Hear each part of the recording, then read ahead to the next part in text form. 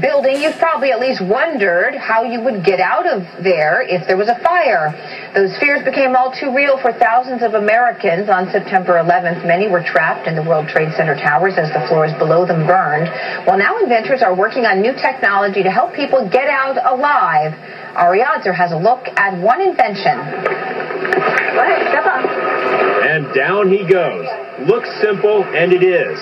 The Recover All high-rise evacuation system being tested on this day by firefighters. I think this is impressive. It looks pretty easy to set up. It's easy to use. It's hands-free operation. It's self-contained. I think it'll work. Our equipment was designed specifically to be used by senior citizens, by children.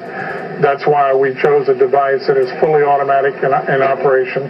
That's why we enclose the victim inside a full coverage suit, which eliminates the fear of heights. The first step for evacuation is putting on the big suit. Kind of makes you look like a baked potato, but this actually protects you from heat and flames if you're in a real fire situation. The firefighters let us go for a test ride. Picture one of these machines on your condo balcony ready to use, or in your high-rise office stored away for an emergency. It buys you the time to escape. We are 6 floors up. Once you push back and let go, the machine lowers you gently to the ground at the rate of 3 feet per second.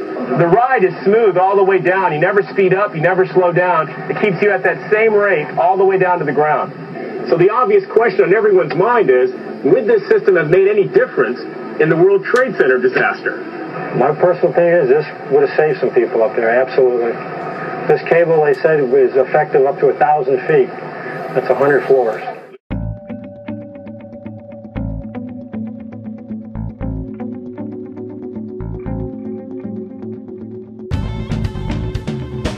From the events of September 11th to the recent attacks in Mumbai, it's clear that high-rise buildings have become a well-known target for terrorists. Those trapped in buildings have only the use of an emergency stairwell in times of disaster. That is, until now.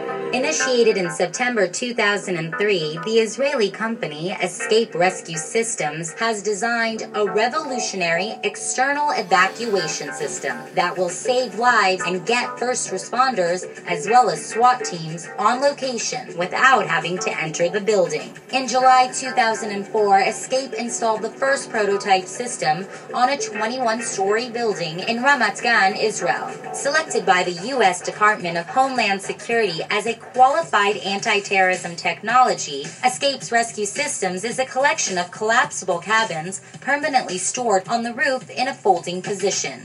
It's independently powered and operated to ensure its availability in a mass emergency. In their folded form, the cabins are lowered to the ground level, where first responders unfold and enter the cabins. The evacuation system can rescue 30 people per cabin every 8 minutes. You know, Mumbai was not a private event in India. It was really a global event and caught everybody's attention. Since Mumbai, we've been inundated basically by people from India and from other countries saying, wait a minute, there is a problem.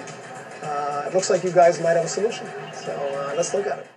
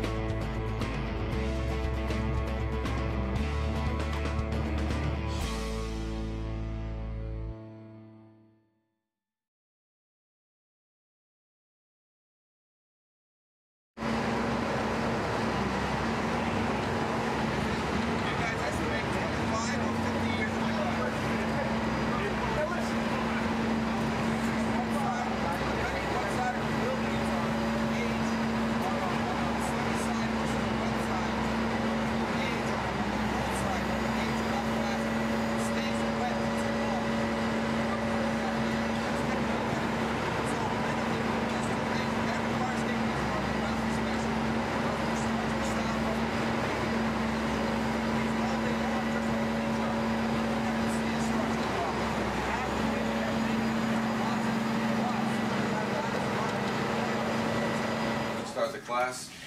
What we're going to be doing is talking about fire escape awareness.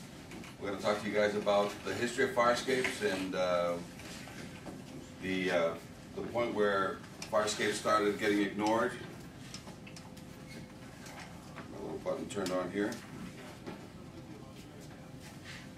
And I'm going to tell you guys about this particular scenario if it ever happens to you, and how this is not supposed to be a point in time where you're supposed to be fearing the fire escape. It's not a point in time where you're supposed to be getting these people off the fire escape. Let me tell you a little bit about the history of fire escapes and why this is not a problem. Fire escapes since the 1900s were built to take 100 pounds per square foot, and even today if I build a new one, I got to build it with 100 pounds per square foot.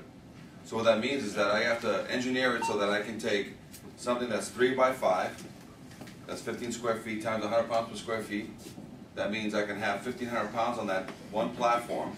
And if I have an average person that weighs 150 pounds that lives in that building, I can have 10 people in a 3 by 5 square. You ever see 10 people in a 3 by 5 square? If you take half of that and you say you put 200 to 300 pound guys on there, like you guys weigh every now and then with all your gear, that means I can put 5 of you guys in a 3 by 5 square. So if fire escapes are properly engineered, properly installed, and properly maintained, this is not a problem. You can fill up the top one, the middle one, the bottom one, put people on the staircase. This thing will never come off the building. And if it does, the wall has to come off the building, because a lot of times these are all either through bolted or cemented into the building. So you have to have a whole catastrophic failure of the entire facade of the building in order for everybody to come down. Now, what happens though is that if this thing is not made, it was fabricated correctly, it was installed correctly, and then it hasn't been maintained for 80 years, this is fearful. It's the worst scenario that you could ever have on any one of these buildings. And again, we'll repeat the story that everybody here knows. Everybody knows it here except the tenants that live in this building. The old gray-haired guys tell the new guys coming in case of fire, that's it. Don't use them. Don't use them. Don't use the fire escape.